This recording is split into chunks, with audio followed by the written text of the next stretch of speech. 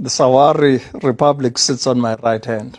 أحمل دائما تذكارا لجمهورية الصحراء الغربية في يدي اليمنى، سوار أهداني إياه سيادة الرئيس إبراهيم غالي خلال زيارتي للجزائر. حظيت بفرصة زيارة الصحراء الغربية، سافرت إلى مخيمات تندوف حيث رأيت عن كثب ما يعانيه إخواننا وأخواتنا في الصحراء الغربية المحتلة، ولذلك وعدت نفسي لتكريس بقية حياتي للدفاع عن تحرير الصحراء الغربية.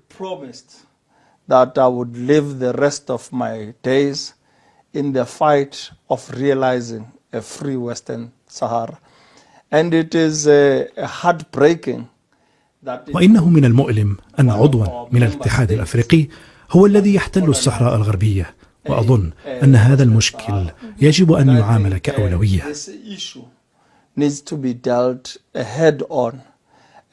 We as South Africa have been advocates for نحن كجنوب أفريقيا ندافع عن حق الشعب الصحراوي في تقرير مصيره، وتمكنا كمجموعة التنمية لأفريقيا الجنوبية من دعوة سيادة الرئيس غالي إلى جنوب أفريقيا للمشاركة في مؤتمر التضامن مع الشعب الصحراوي المنظم من قبل المجموعة، وهذا ما نريد أن نجسده في هياكلنا الإقليمية والقارية. وأظن أننا الآن حيث لدينا القائد شيرومبيرا كرئيس للبرلمان الأفريقي سنتمكن من خوض هذا النقاش داخل هذه المؤسسة. And I think now that we have Chief Charumbwera as the president of the Pan-African Parliament, we are going to be able to have these debates